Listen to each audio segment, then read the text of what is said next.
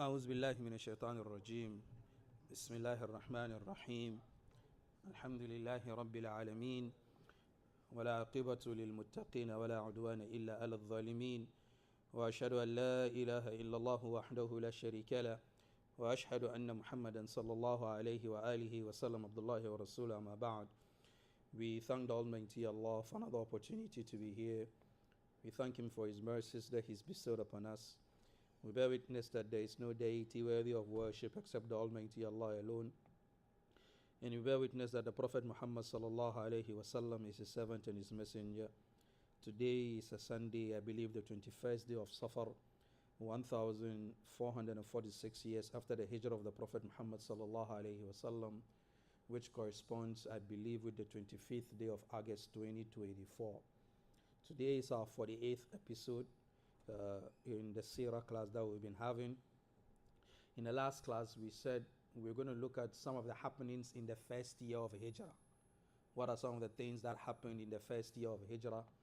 And then we saw the Charter of Medina, where the Prophet Muhammad sallallahu alaihi wasallam drafted an agreement between the different communities that are in Medina. So the Muslim community, the Jewish community, the pagan community, and then the rights and the responsibilities and the duties of everybody. But then ultimately the Prophet Muhammad sallallahu alaihi wasallam is the chieftain of Medina. He is the head of state. And we saw the rights that, non-Muslims were enjoying under the Islamic leadership. And that the fact that they were not Muslims, that is not just an open gate for just any Muslim to just do anything to them. And there was a point that we didn't speak about, that when we talk about kuffar, non-Muslims, they are all not in the same bracket. No. We have different categories of non-Muslims. We have Ahlul Dhimma. Ahlul Dhimma are non-Muslims living within an Islamic state. They remain on their deen. They pay taxes. They are responsible members of the community. This is a group of non-Muslims that no Muslim can just get up and then attack them. And they were in Medina at the time of Prophet Muhammad sallallahu alaihi wasallam. They were in Medina during the time of Abu Bakr, during the time of Umar, during the time of Uthman. They were there in Medina. And a lot of them were Christians. And there is this, athar that a Christian woman came to Umar ibn Khattab at the time that he was the Khalifa. And she was in her full hijab. Of course, Christianity, Judaism, the cultural and then the dressing itself, you can see it's the same. It's just that these modern day Christians, and they just want to look different. But then in reality, the dressing of the woman is something that through nature, the fitrah that the Almighty Allah has put a woman on, is someone who covers herself. So this woman was in a full hijab, but she had a necklace around her neck that had what? That had a cross on it. And she came to Umar ibn Khattab and she said, Amir al-Mu'mineen, my daughter is of the age of marriage, but then I don't have the money to foot the bills. And Umar ibn Khattab, he said, you are a Christian woman? She said, yes. And then he said, why don't you accept Islam? You've been in Medina all this while. You should have just accepted Islam. And she said, I don't think Allah is in need of me. I'm too old. Let me die with my Christianity. And Umar ibn Khattab told Salim, his personal assistant, that see to it that this woman gets the necessary funds she needs to foot the bills of the wedding of her daughter. And after the woman had left, Umar turned and then he started shedding tears. And Salim was like, yeah, Amir al-Mu'mineen, what happened? He said, my question to her, why wouldn't you accept Islam, might have been a way of coercing her to accept Islam. She might think that if she doesn't accept Islam, I will not give her the money to foot her bills. So this is just to say that even in Medina, they had Ahlul Dhimma. The second group of non-Muslims are Al-Musta'man. Al-Musta'man is a non-Muslim who wants to visit a Muslim country. And then we agree and then we give him a visa. He's coming for business, he's coming for schooling, he's coming for, medical attention, whatever. We give that non-Muslim a visa. The non-Muslim comes into the Muslim country. For how long he's going to stay, no Muslim must treat him unkindly. And this is a verse in the Quran. The Almighty Allah says, وَإِنْ أَحَدٌ مِّنَ الْمُشْرِكِينَ اسْتَجَارَكَ فَأَجِرْهُ حَتَّى يَسْمَعَ كَلَامَ اللَّهِ ثُمَّ أَبْلِغُ مَأْمَنًا. That if any of the non-Muslim seek for your jiwar, your protection, to join you, to come to your place, but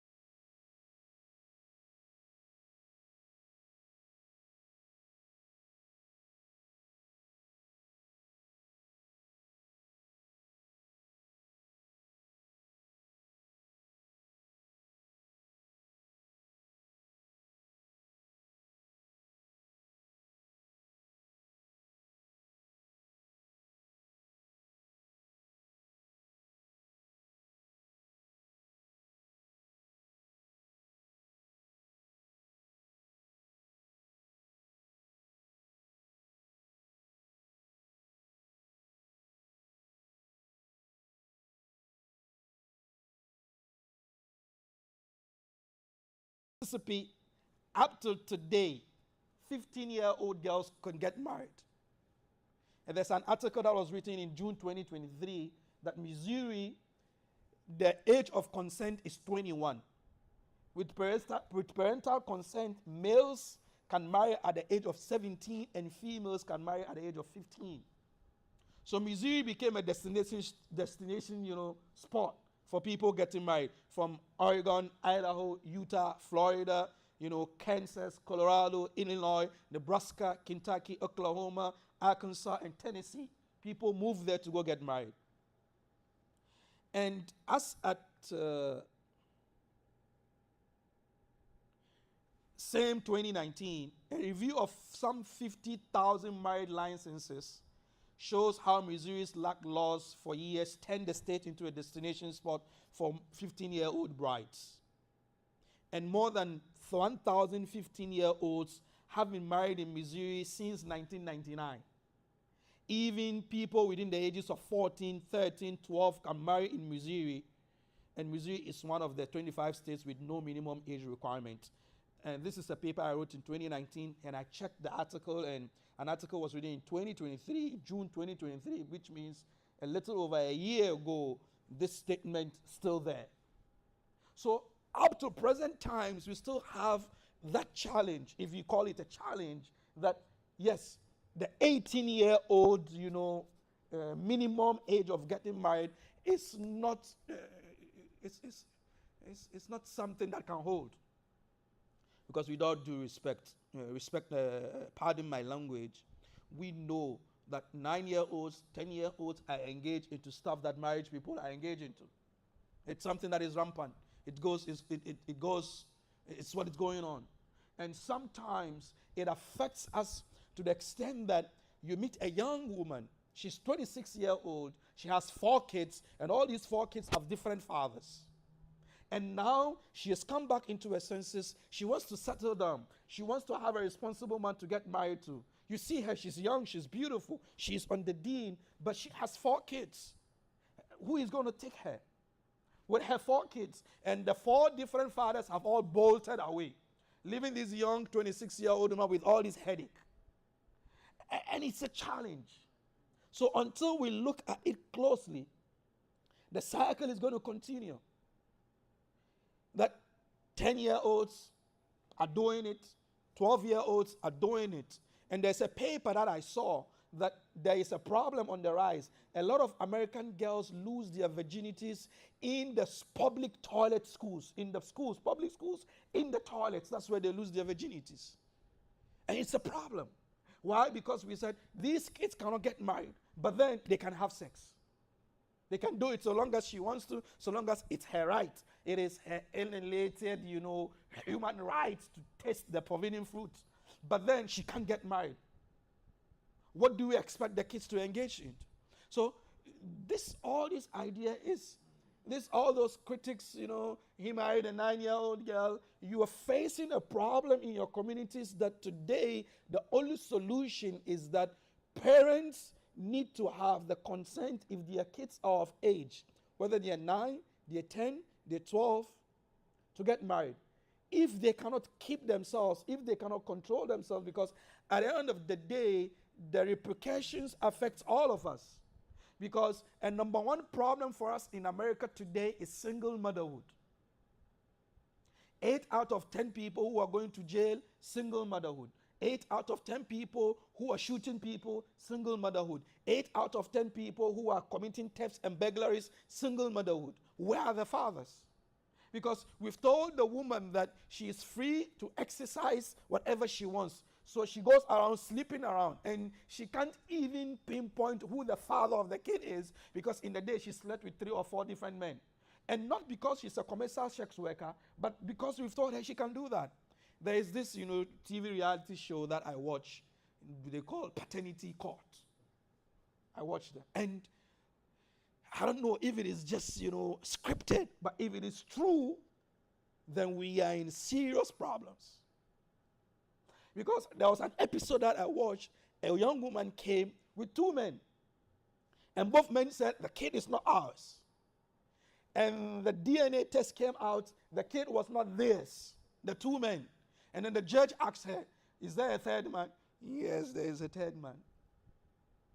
And what happened? She did a paternity test with that third man, and it was not him. So all three men are not the fathers of the child. And who is the fourth man? She doesn't know. And how many men do you know in your life? She started scratching her head. And you know very well that there are statements on the street that you guys call body count. How many men have you been with? How many women have you been with? So if we do not make marriage easy, if we do not make the steps towards marriage easy for our young people, wallahi, this is the cyclical effect we're going to have. Wallahi, sometimes young women come to the masjid here, either to Imam Noor or myself or Sheikh Qasim, that can you find husbands for us? But this is who we are. This is our past. And when we have sit downs, we try to let the men understand that, yes, she has had this past, but then we cannot, hold her stringent to that without forgiving, without trying to give her an opportunity, without you, coming in to help. Because if we leave the woman like that, and she's 26 years old, she's 27 years old, she needs a man in her life. But then the average young man who is now coming up, he's finished college, he's 25, he's 26, he's 27, he's not been married before, he doesn't have any child outside. Now, is he going to get married to this 26-year-old woman who has 4 kids, and these 4 kids have different fathers? How is he going to raise some other people's kids? It becomes a problem. At the end of the day, nobody gets married to these young women, and then the kids do not have fathers who are going to take care of them, so they become a problem, they become a liability in the community. So I think we all need to have this conversation. And the Muslim community needs to present its side of the story to the authorities, that we need to look at this very, very well. Because I have daughters, you have daughters. I have sons, you have sons. And the problems are going to persist. If we live in a community where, we've given people the free way, the free lead, that they can do whatever they want to do. They can dress anyhow. A 12-year-old girl can have a 14-year-old boyfriend. That is normal. She can go for a date. They go for prom. They can do whatever they want to do. It's not going to help us at all. So just to backtrack, the Prophet Muhammad sallallahu alaihi wasallam, his marriage to Aisha, number one, was a consensus marriage. Aisha, if there was a better medal that Aisha could put around her neck, that would have been the marriage to the Prophet Muhammad sallallahu alaihi wasallam. And one other thing that, to point to the fact that Aisha loved the marriage, she was happy for the marriage, she lived in the marriage, was that she hit her chest all the time and say, I was the only virgin he ever married. All of you guys had husbands before him. She loved it. And Aisha will always speak about this. In a narration, she said, I was given some stuff that no woman has ever been given in her life, which is Jibreel came to the Prophet Muhammad sallallahu alaihi wasallam with my picture, telling him that this is your wife in the dunya and the akhirah. None of the wives had this. She said, I saw Jibreel, because Jibreel used to come. The third one was that I was the most beloved wife to the Prophet Muhammad sallallahu alaihi wasallam. The next one was that I was his nurse when he was sick, and he died with his head on my chest. Aisha radiallahu anha says this. And Aisha radiallahu anha says that I am the only wife that Jibreel will bring wahi, and the Prophet Muhammad sallallahu alaihi wasallam is in bed with me under the same blanket. Aisha radiallahu anha had all these, virtues, all these manaqib, all these positions, to the extent that one day the Sahaba, they understood that. So if they want to bring gifts to the Prophet Muhammad sallallahu alaihi wasallam, they time the days that he's with Aisha. So they will bring the gifts. So Aisha's room will be full of gifts. And the rest of the wives were concerned. Of course, they will be concerned that if he's our husband, but you are the only one getting the gifts. So they sent Salama. And in the house of the Prophet Muhammad sallallahu alaihi wasallam, and brothers understand this, even the Prophet Muhammad sallallahu alaihi wasallam, the sisters worried him. They worried him. They caused him headaches. There are 2 camps in the house of the Prophet Muhammad sallallahu alaihi wasallam: the camp of Aisha and Hafsa, and the camp of Salama and Zainab. These were competing factions in the house of the Prophet Muhammad sallallahu alaihi wasallam. So gifts were being sent to Aisha. And of course, Hafsa is her buddy, so she's going to share the gifts with her. So the other camp went and then they told Umm Salama, we need to talk to the Prophet Muhammad sallallahu alaihi wasallam. And you, since you are the chief of our camp, go see him. Tell him that the Prophet should tell the people that if you have gifts for me, don't wait until it's the turn of Aisha before you bring the gift. Just bring the gifts. So Salama goes to the Prophet Muhammad and she said, Ya Rasulullah, this is the complaint that the other wives have. So please, if it is, tell them that it shouldn't be only Aisha's day. Salama said, the Prophet didn't respond. He didn't tell me anything. He didn't say anything to me. When it was next, for my day again, I repeated the same thing. She said he didn't respond. Third time, he turned and then he looked at me and he said, Salama, don't disturb me because of Aisha. Because amongst all of you, none, Jibril came to me in the blanket except with what? With Aisha. Salama went back and told the sisters, you know what? Let's let her be. Because this is the statement that he's made. But then the wives were not relentless. They were relentless. They called Fatima, the daughter of Prophet Muhammad, and said, go talk to your dad. Fatima comes and then she speaks to the Prophet Muhammad that this is what the other wives are saying. And the Prophet Muhammad told her, Fatima, atuhibbinani, do you love me? She said yes. And then he told her, fa'ahibbi hadhi, then love this one, love her. So Aisha had this manaqib, she had this manqaba, she had this position. It got to extent whereby the Prophet Muhammad he made haram for himself something that was halal because of Aisha. I told you of the two factions. There is Zainab bint Jahsh, beautiful woman. She knows the Prophet Muhammad loves honey. So he will go to her and she give him honey. And Aisha and her group realized that no, Zainab is winning the game. We need to do something about this. So they agreed, and then they said, you know what? When we observe that he's gone to Zainab's room, when he comes back and then he comes to you, tell him, Ya Rasulullah, I can smell garlic on you. And then he comes to Aisha and then she says, Ya Rasulullah, I smell garlic on you. He said, no, I didn't eat garlic. I don't like garlic. He said, no, I smell garlic on you. He said, oh, I only took honey from Zainab's room. And he said, maybe she put garlic in it. He goes into Hafsa's room and Hafsa says, Ya Rasulullah, where did you get garlic from? You smell of garlic. And listen, the Prophet Muhammad had the most beautiful fragrance you could ever smell. Sulaim, one day the Prophet goes to her house and then he's having an afternoon nap. And their time, they didn't have mattresses and rugs like this. There was just straw mats. So as he was sleeping, his sweat was dripping on the mat. And then she brought a bottle trying to save the sweat, collecting the sweat.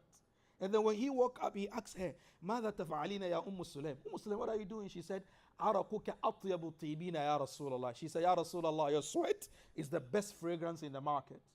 His sweat is the best fragrance in the market. And listen, don't let no sheikh deceive you that the prophets, the ulama are the inheritors of the prophet, so come get his sweat. No. They are khususiyat of Nabi. They are something that are specific to only the Prophet Muhammad sallallahu alaihi wasallam. So this is just to say that, Ya Rasulullah, he has no smell. But then because the women want to play their games between themselves, so the Prophet Muhammad sallallahu alaihi wasallam said, okay, from today onwards, I've stopped taking honey. It is haram for me. And Almighty Allah said, Ya ayyuhan nabiyyu, lima tuharrimu ma ahallallahu lak. Tabtaghi mardata azwaj. Ya Rasulullah, why will you make haram upon yourself something that the Almighty Allah has made halal for you because you want to please your wives? This is how, the position of Aisha radiallahu anha was to the Prophet Muhammad sallallahu alaihi wasallam. Aisha died at the age of 67. When the Prophet died, she was 18. She died 58 Hijrah. And she was buried in Baqi in Medina today. And the Imam who led the janazah for her was Abu Hurairah radiallahu anhu. Aisha had more than 272 students who studied under her. Abu Bakr, her father, was amongst them. Umar was there, Uthman was there, Ali was there. And a lot of the tabi'een studied under her. And she also narrated hadith from the other Sahaba. So she narrated from her father Abu Bakr, she narrated from Umar, she narrated from Uthman. Because there are some ahadith that they wouldn't know because they're women, they're always in the house, and the rest of the Sahaba were out there with the Prophet Muhammad sallallahu alayhi wasallam.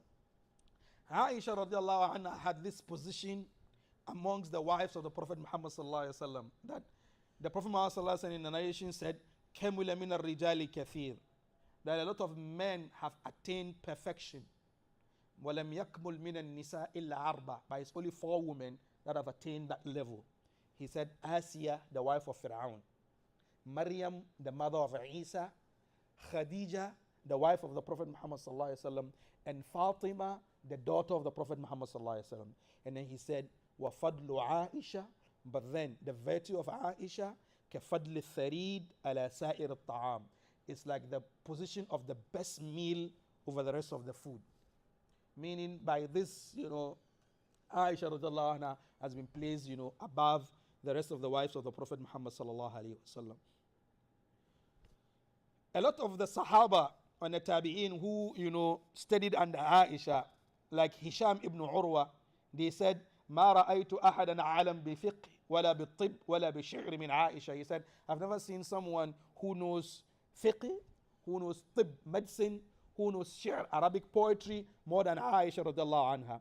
Ata ibn Abi Rabah says, كانت عائشة أفقه الناس. Aisha is the most, intelligent of people. وأعلم الناس, she is knowledgeable. وأحسن الناس رأيا في العامة. So we don't need to spend much time speaking about the virtues of Aisha.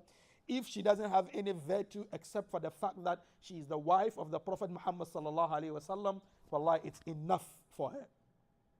Because at the end of the day, she's called Ummul Mu'mineen, the mother of the believers. Now there's a strange incident that happened after the battle of Ghazwat Bani Mustaliq. The Prophet Muhammad sallallahu alaihi wasallam, anytime he's traveling, he casts lots between his wives. So the one that, her lot comes out, she goes with him for the travel. So this time, they were going for a battle, and then the lot of Aisha was out, and then she joined the Prophet Muhammad sallallahu alaihi wasallam for the battle.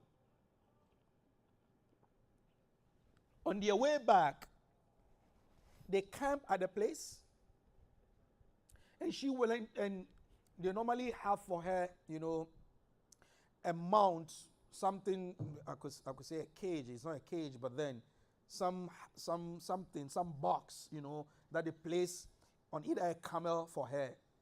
She didn't walk. So when they got to a place, they would let the camel rest, and then they could bring the thing down, and then she will rest, or she wants to take a stroll or stuff like that.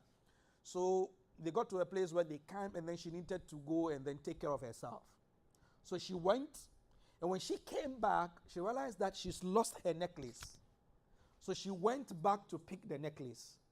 By the time she had come back, the army had moved.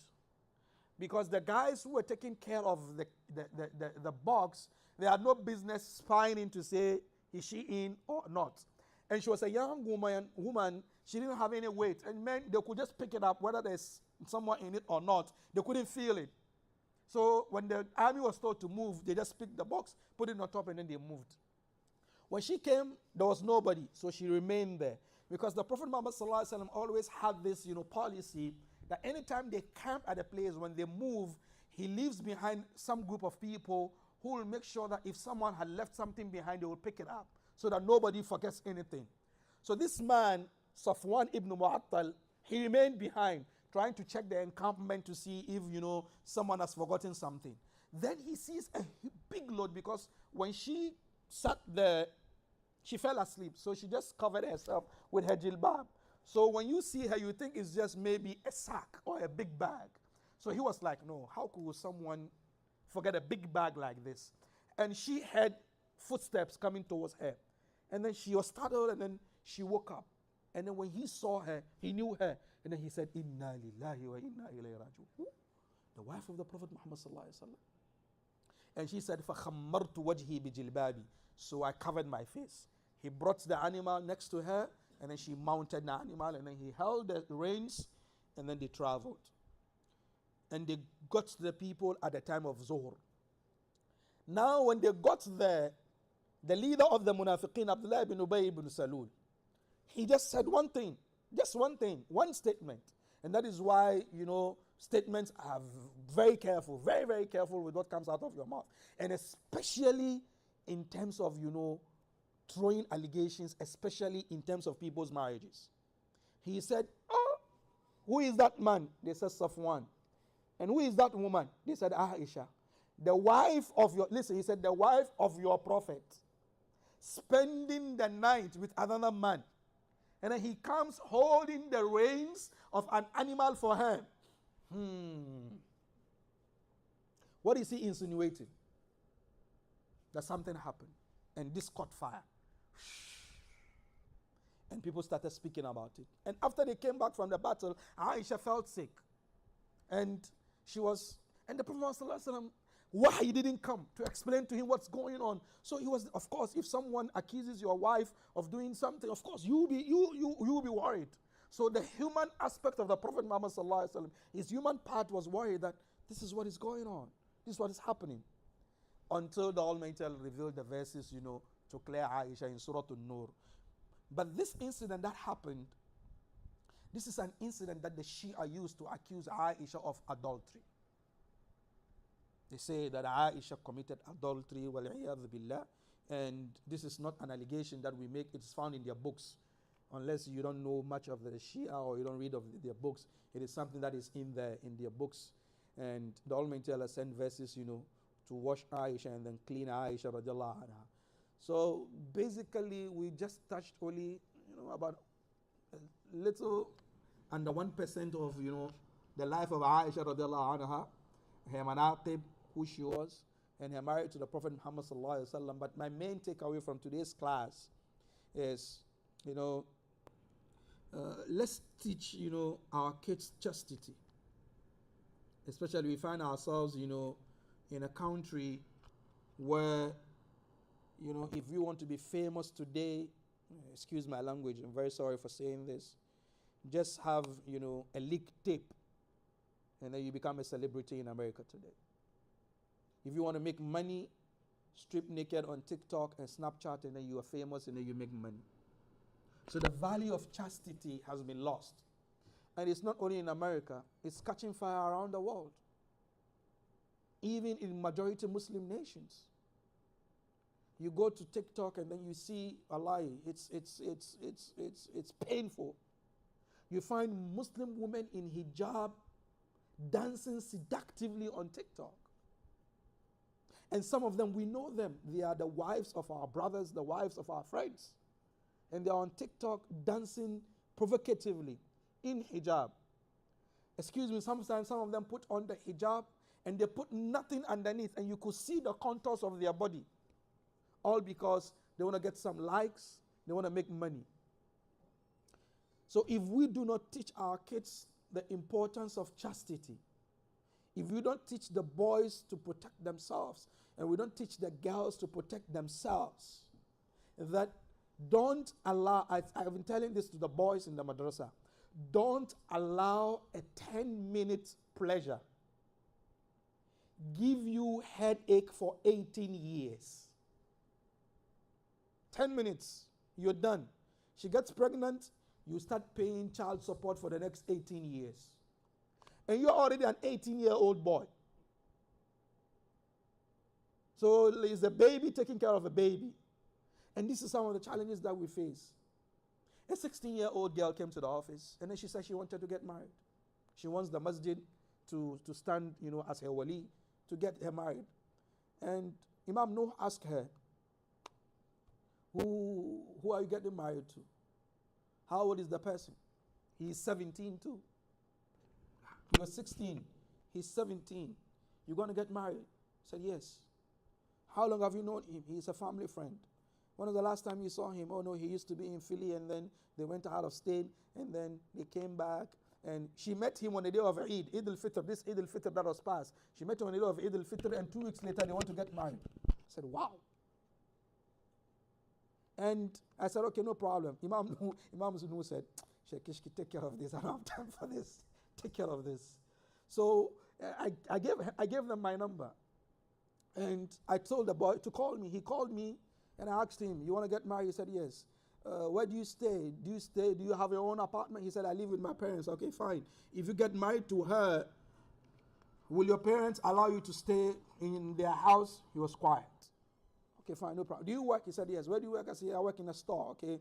Do you make enough money to rent your own place? He said, no. I said, okay, fine. If you get married to her now, where are you going to stay? He was quiet. Okay, good.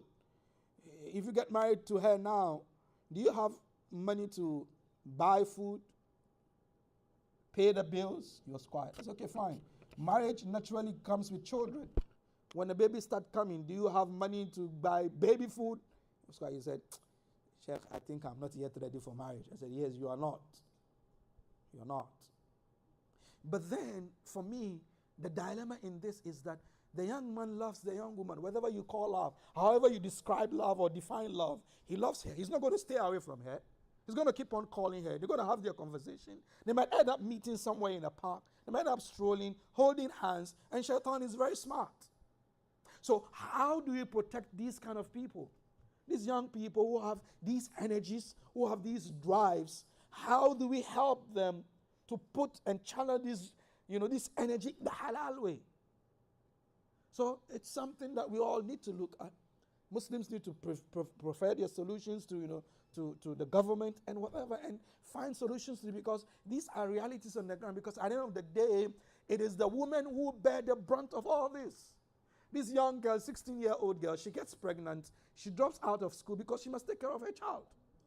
And then she's not able to finish her education, and she becomes a problem on the community. And this same 17-year-old boy, when he's 25 and then he's finished college, get married to her. I'm not going to get married to her because she has a baggage. Who gave her that baggage? You did.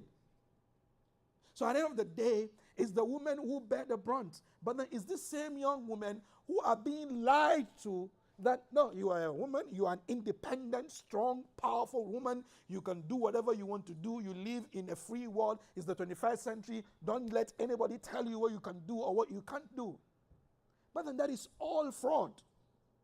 This is psychological and emotional fraud that is being pushed now on our throats, that these young women are independent, strong, empowered women. Where is empowerment if at the end of the day, this woman is going to end up giving birth with 4 different men and all these kids hang around her neck, and at the end of the day, she doesn't have a husband to get married to, because the 25 or the 26-year-old boy who has kept himself chaste, he has not been married before, his father will not allow him to get married to you. Neither will his mother allow you to get married to you. And the other brothers who, have already messed you up, they are not ready to take you in. They're going, why will I take care of someone else's child? So my sisters that you are listening to us, whether you are a Muslim or not, this is a problem that we all face, and we need to find solutions to the problem. We need to. Because at the end of the day, it's going to be cyclical. And it's a challenge. And it's a community-based, problem that, we all need to come on board to find a solution to that. So the marriage of Aisha to the Prophet Muhammad sallallahu alaihi wasallam at that young age is something that we can pick lessons from today. And there's one more thing. Women must also understand one thing. You see, us men, the older we grow, the more valuable we become. Yes, the older we grow, the more valuable men are. But women, the older you are, your value begins to decrease. It's reality. Listen, I'm not being sexist. I'm not being a misogynist. This is fact. If you take a 17-year-old boy and a 17-year-old girl, who is more valuable? The 17-year-old girl. There's no doubt about it. When they reach 20, it's still the girl. When they reach 25, it's still the girl. When they hit 30, is who? Is the boy. When they hit 35, is who? The man. When they hit 40, is who? The man. When they hit 50, is the man. Because a 50-year-old man naturally could get married to a 25-year-old girl or a 30-year-old woman. But then a 50-year-old woman, if you look at yourself and then you see your availability on the market, maybe someone wants you as a sugar mommy. That's it. Excuse my language. But this is the reality. You're not on the same value as a 25-year-old girl. You're not there.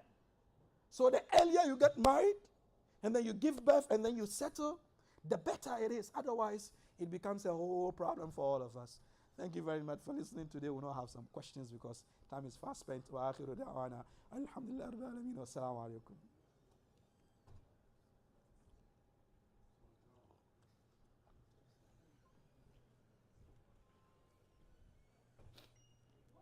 جزاك الله خيرا.